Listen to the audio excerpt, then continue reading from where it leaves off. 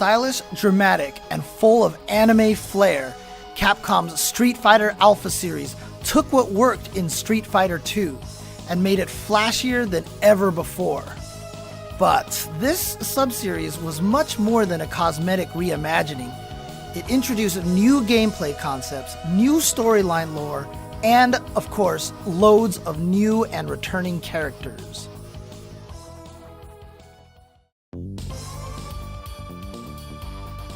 Even though Street Fighter 2 was still being played all over the world, many new players had awaited years for a true sequel.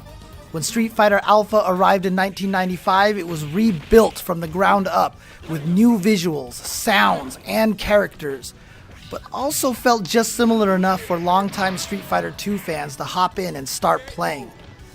The colorful anime art style also spoke to new players, just as anime shops and official VHS tapes were starting to appear in more and more Western malls. The anime influence is felt even in one of the game's backgrounds, where you can see an homage to the 1994 animated movie poster proudly displayed on a convenience store's windows. But perhaps most interesting is the game's general story, which actually takes place between Street Fighter and Street Fighter 2. We get to see young Ryu and Ken again, each looking much more stylish than their 1987 counterparts. And Chun-Li makes her first chronological appearance in the series with a new look and a few new moves. Villains M. Bison and Sagat also return with stockier, bulkier bodies than seen in Street Fighter 2.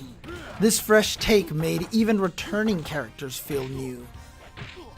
Since Alpha had ties to the original Street Fighter, it made sense to dip in the Street Fighter 1 roster and bring them into the then modern era. That meant playable versions of Adon and Birdie, who were previously just AI-controlled opponents. And while we're looking to the past, characters from Capcom's Final Fight series debuted in Street Fighter Alpha as well. Guy, one of Final Fight's 3 protagonists, and Sodom, the second-level boss. Their appearance in Street Fighter Alpha formally linked the Final Fight and Street Fighter universes together. Fun fact, Final Fight for a time was known as Street Fighter 89, so there was always a little bit of cross-pollination going on. Guile wasn't present, but his partner Charlie Nash filled in with his own take on sonic booms and flash kicks. Nash is presumed dead in the Street Fighter 2 era, fueling Guile's need to bring M. Bison to justice. Nash's tragic story would serve as a major plot point in Street Fighter V as well. So we've seen some familiar faces and some previously referenced fighters, but what about all new characters? Fortune teller Rose puts her soul power up against M. Bison's psycho power, paving the way for Street Fighter V's Menat to follow in her footsteps. Meanwhile, Akuma returned as a hidden character yet again, and Dan, everybody's favorite punching bag, debuted as a hidden character as well. They would both become regular cast members in the next game. From a casual perspective, Alpha maintained many of the core concepts from Street Fighter 2, which was a good way to bring existing players over to the Alpha series. If you could throw a fireball or pull off a flash kick from Street Fighter 2, you could still pull these off in Alpha. Even super combos returned, but now with 3 different levels of strength. Filling up 1 level enabled your super combo, but you could keep powering up to 3 levels for an even bigger attack. The super combo gauge was also used to perform alpha counters, an all-new gameplay concept. As long as you had at least 1 level of the super gauge filled, you could deflect an incoming attack by blocking and then triggering your alpha counter.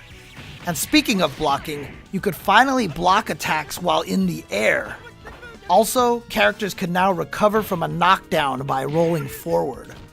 Many of these systems were added to aid newer players. The feature that perhaps stood out most was the chain combo. Today, players tend to associate the idea of chain combos with Guy or Ibuki, but in the original Street Fighter Alpha, this was a system-wide feature. Instead of needing to learn special move cancels, which could be complex for beginning players, you could just tap buttons in a specific sequence and they would chain together as one combo. So So Ken, for example, could chain a crouching light kick into a crouching medium kick into a standing heavy kick for one of the most commonly used and seen chain combos. Another unique feature was a hidden two-player co-op mode, which was yet another reference back to the 1994 anime movie, The Dramatic Battle, which allowed two players to control Ryu and Ken to team up in a cooperative battle versus a computer-controlled M. Bison. This fateful showdown is an in-game tip of the hat to the film's closing battle between these three iconic characters.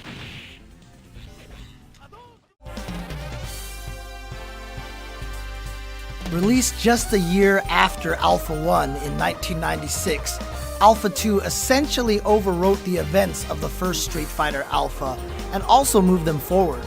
So in a strange way, it was both a remake and a sequel that expanded on the story of Alpha 1. All of the Alpha characters returned, plus a whole new assortment of fighters. Gen represented Street Fighter 1, Zangief and Dalsum returned from Street Fighter 2. Rolento further filled out the Final Fight crossover. Akuma, Dan, and Bison all became selectable from the start without needing a secret code. This would be the first time Akuma was playable in an arcade without an elaborate procedure to unlock him. But as Akuma stepped in to become a regular character, Evil Ryu debuted as a secret member of the roster.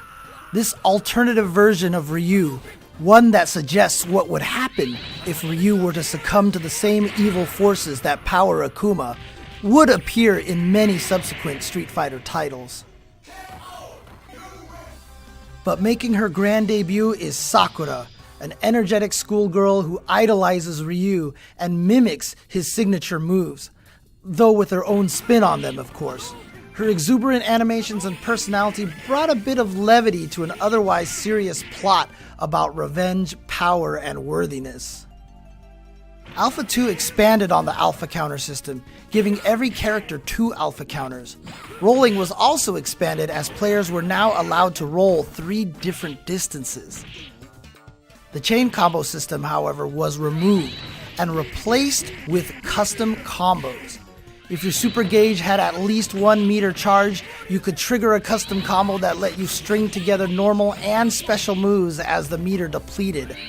These moves could be woven together in ways that weren't possible in regular combat, making custom combos a very free-form type of fighting.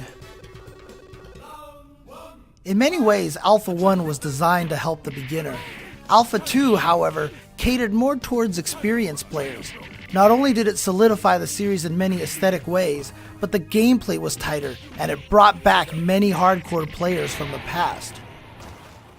As the game progressed, it really became apparent that custom combos were a powerful tool.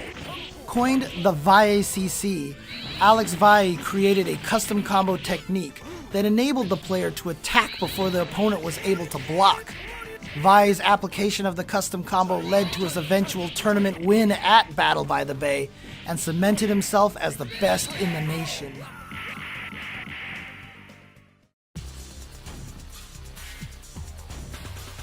A full-on sequel bursting with new characters and concepts, Street Fighter Alpha 3 had something for everyone. Casual fans could now choose among 28 playable characters, including Street Fighter 2 favorites E Honda, Cammy, Blanca, and Vega, as well as Final Fight anti-hero Cody. All new fighters included Rainbow Mika, a colorful pro wrestler, and Karen, the wealthy upper-class counterpart to Sakura. Also, Street Fighter 2 veteran Balrog, as well as 2 new characters, Julie and Junie, 2 of M. Bison's fearsome super soldiers known as dolls, could be played via secret codes.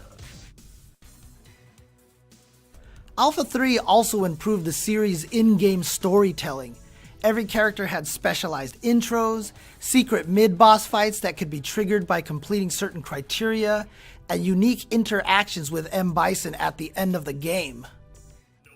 One small but beloved addition was an exuberant announcer that, even to this day, is one of the most nostalgic aspects of the game. It all depends on your skill. Go for broke. To some players, Alpha 3 was praised as Capcom's most experimental game in the entire Street Fighter history. Alpha 3 attempted to really shake things up from what everyone expected. There were many new subtle systems added, such as new counter hit mechanics, throws performed by pressing 2 punches, and a guard gauge that punished players for blocking too much. If you blocked too much, you could be guard crushed and momentarily vulnerable to any attack. The game also saw the return of a system from the Street Fighter II series, the close-up attacks. However, there were 2 system mechanics that really made Alpha 3 stand out. One was the introduction of a much more robust juggle and aerial recovery system. For the first time, the ability to combo your opponents freely out of the air was allowed. But at the same time, characters were also given the ability to recover in the air and continue fighting from there. Also, every character was given access to air throws, which used to be only available to certain characters. All these changes added an entire new layer to the game. Then there were the isms. Before a match, you could choose one of 3 isms that would give your fighter significantly different powers and abilities. A-ism functioned like past Alpha games, giving players access to a 3-tiered super combo gauge: air blocking, Alpha counters, and rolling. Your attack, defense, and speed were all balanced to a mid-level range, making this the standard ism of the 3. X-ism gave players one devastating super combo gauge with increased attack power across the board, meant to mimic the style of play from Super Street Fighter II Turbo. Thusly, you didn't have access to abilities that weren't in Super Turbo as well, such as air blocking and Alpha counters.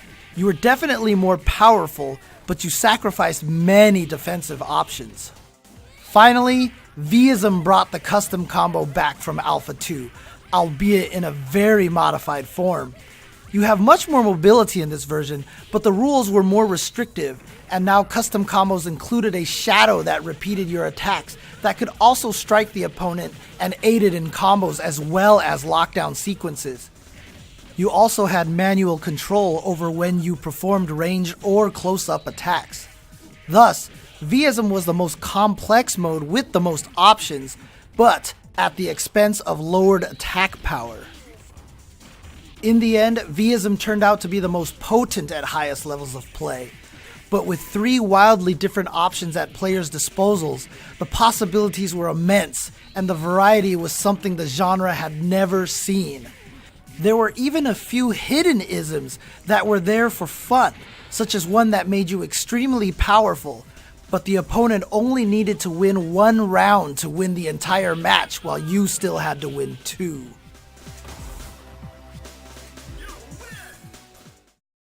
What could have been a quick sidestep in Street Fighter lore became an entire sub-franchise within the series.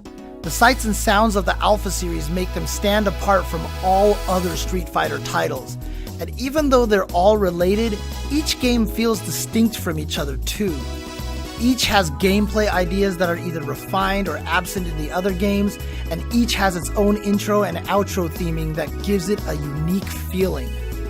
Even today, the Alpha series is viewed in high regard.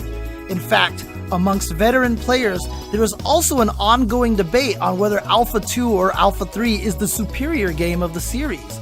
This debate will probably never be resolved, but it speaks to how much people enjoyed the series. All 3 Alpha games are part of the Street Fighter 30th Anniversary Collection, which also includes 9 other games from the series, from the 1987 original all the way to Street Fighter III Third Strike.